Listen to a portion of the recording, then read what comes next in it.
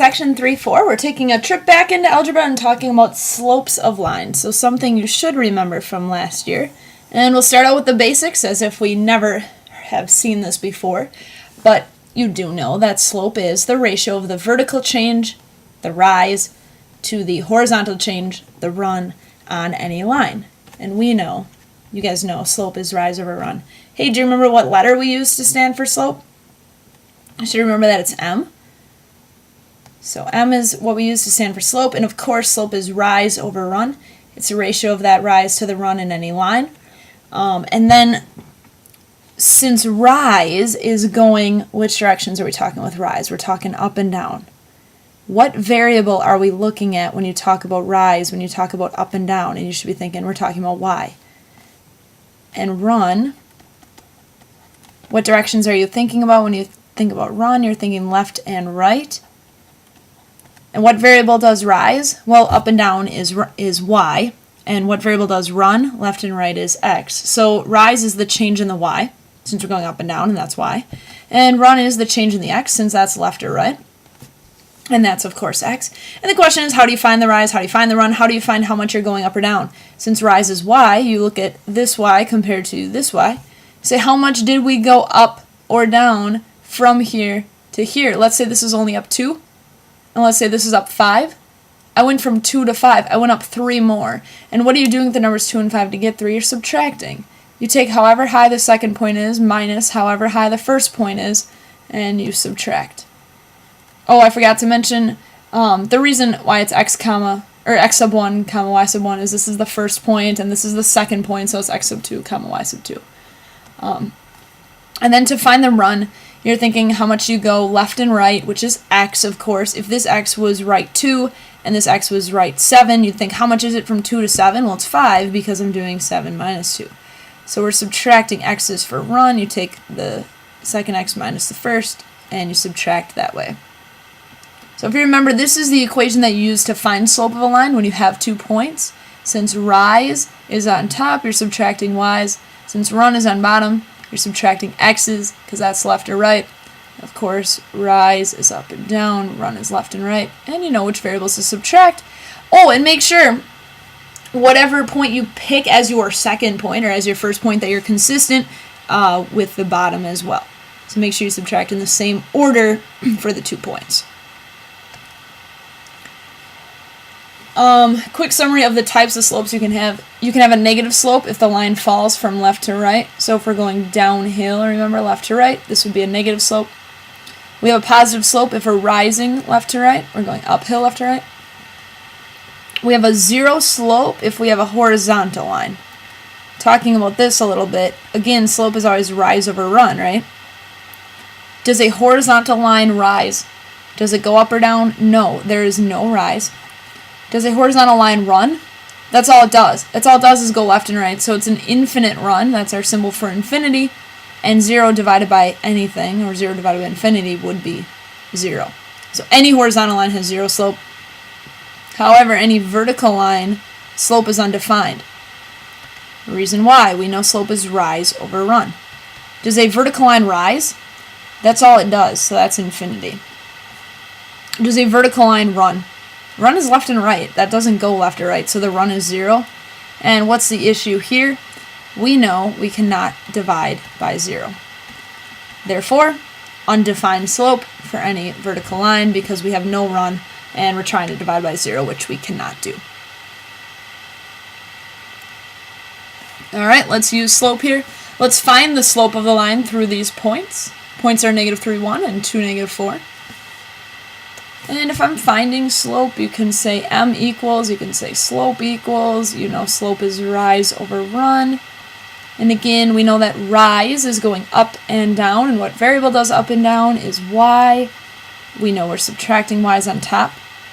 Over the run, run goes left and right. What variable does left and right is x, and we know we're subtracting the x's on bottom. Make sure, no matter what, that you subtract in the same order. So with rise and the y's, for the top, you know the y's are here and here in the point, because every point's x comma y. Let's pick an order to subtract. It doesn't matter which order you subtract as long as you do the same for the next one. For the run on bottom, I should say. So if I choose to do 1 and start with this point and subtract, of course, the other y, which is -4. Notice I'm subtracting a -4. I better go the same order on bottom. I did 1 minus -4 for the y's, and for the x's, same order, because run is x's left, right? I'm going to have to start at this point again. So -3 minus the x of this point is 2. So I make sure I go the same order. And now adding the opposite, I'm subtracting a negative, which is like adding a positive. 1 plus 4 basically is 5. -3 minus 2 is a -5. And actually, 5 divided by -5, my slope is -1.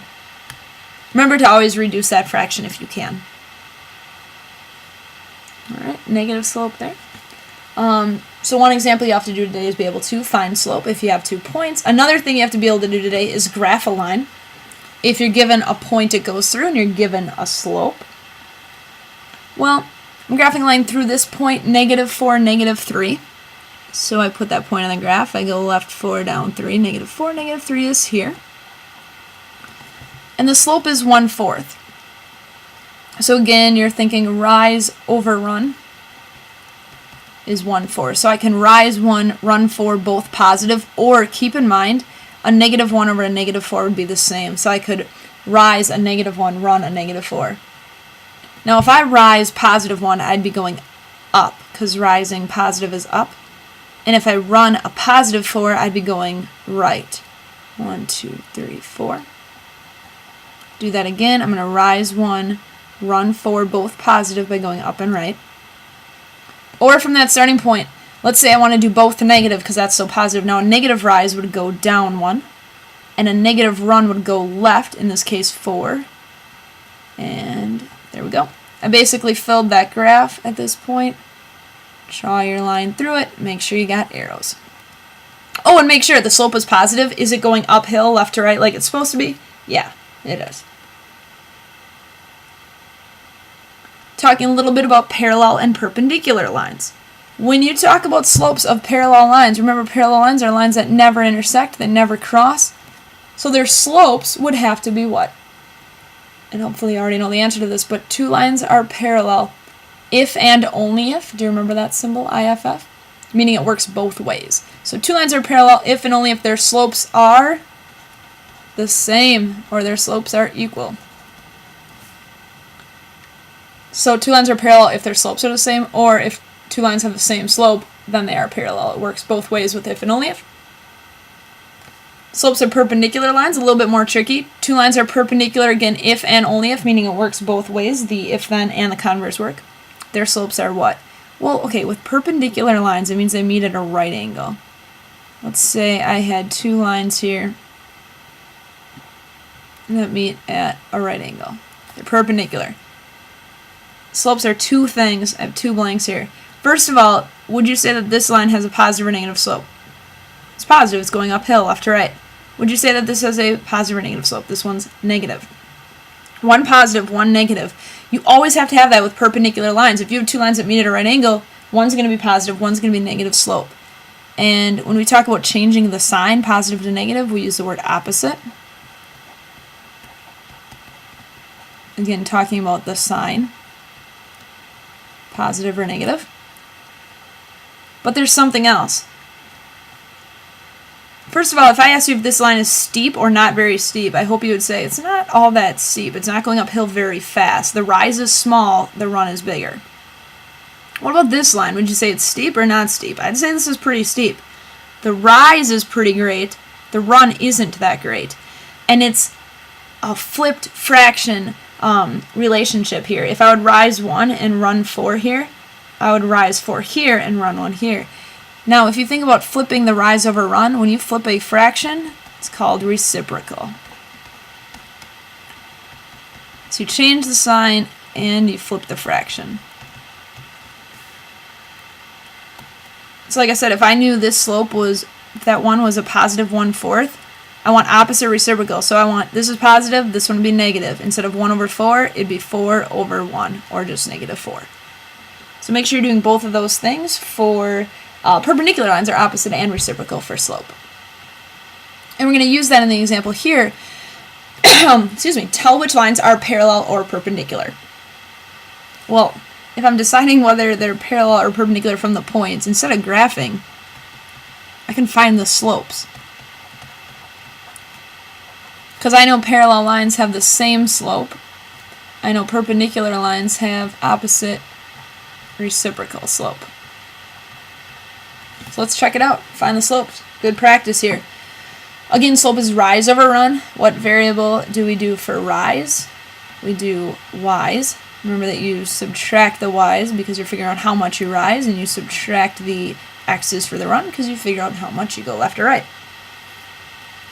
Alright, let's say I do rise is y, right? So the y of this point is -3 minus the y of this point, which is a -4. Make sure I write that sign in. Better go in the same order. I started here with -3, so I'm going to start here with the x's or the run. 0 minus 5. What is my slope? Subtracting a negative is adding the opposite or adding a positive. -3 plus 4 is 1. Over 0 minus 5 is -5. Can't reduce. Alright. The points 1, 6 and -14, 9.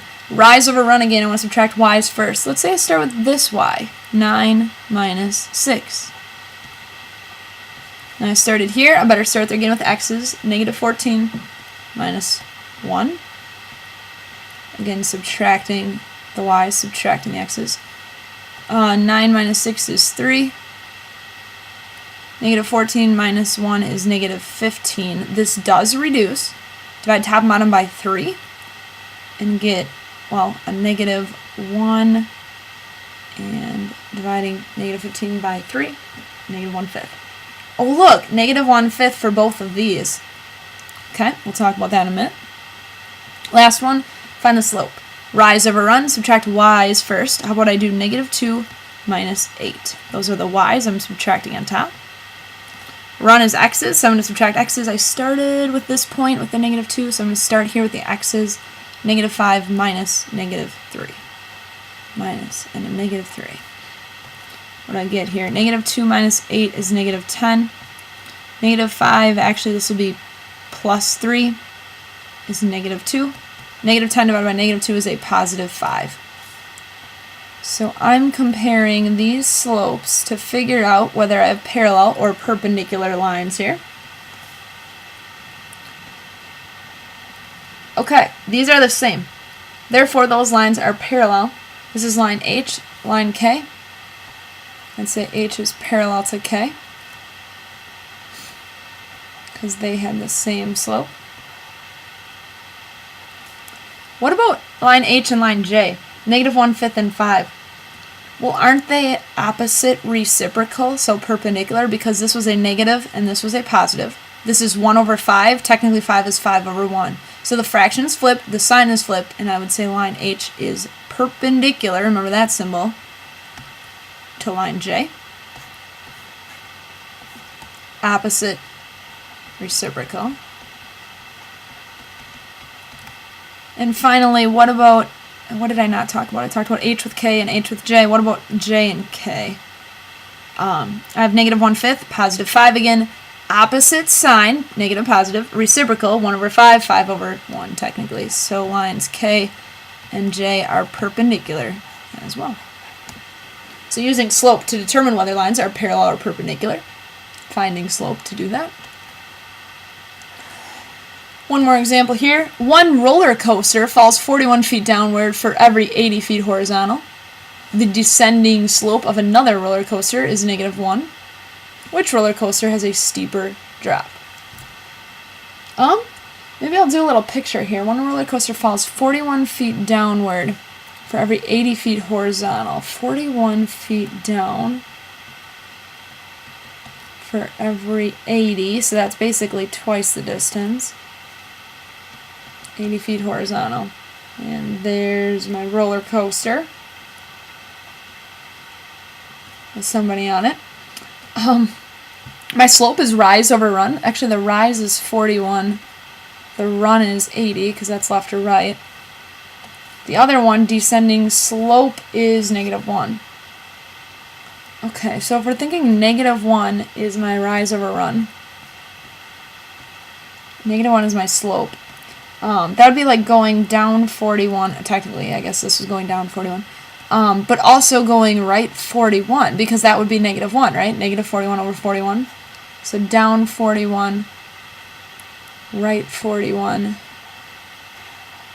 And here's my second roller coaster here. Which one is steeper?